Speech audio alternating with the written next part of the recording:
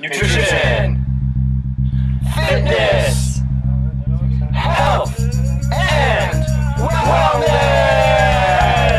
Let's all be healthy and free.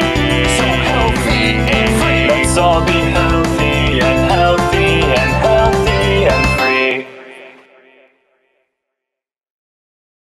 Rachel writes, "Dear Matt, how often should you eat to keep your metabolism going?" Good question, Rachel.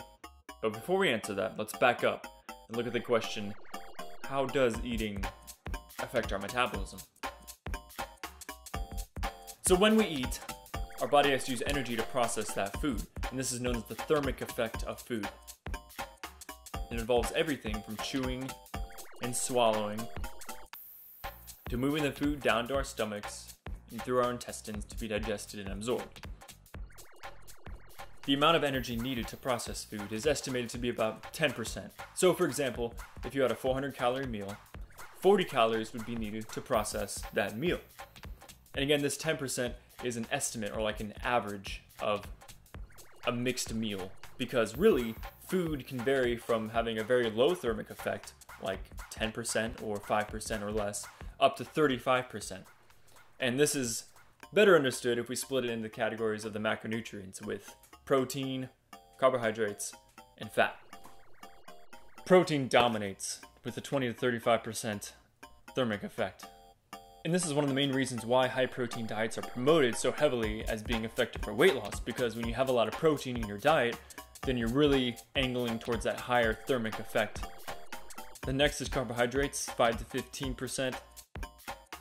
If you want to eat carbohydrates that have a higher thermic effect, you want to focus on the ones that are high in fiber, that have structure to them. So think something like vegetables. A lot of vegetables like broccoli has a definite structure. Even after you cook it, it maintains its shape.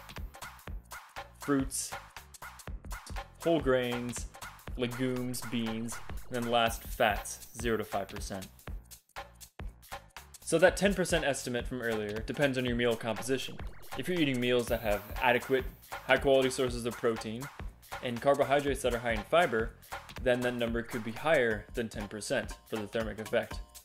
However, if you're eating foods that are sugary and fatty and low fiber, then that thermic effect could be much lower than 10%, especially if you're not having adequate protein with your meals as well.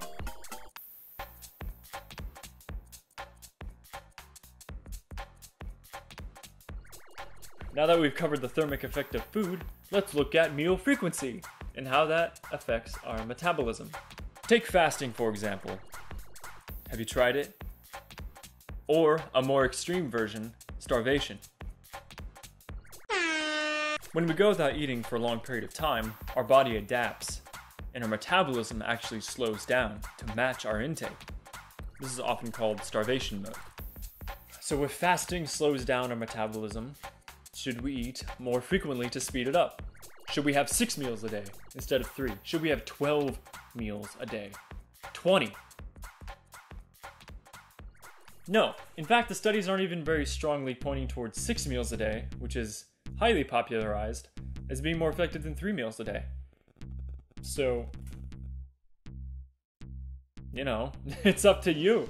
Ultimately, my recommendation for you, Rachel, is to figure out what works for you. Are you comfortable with 3 meals a day and snacks here and there?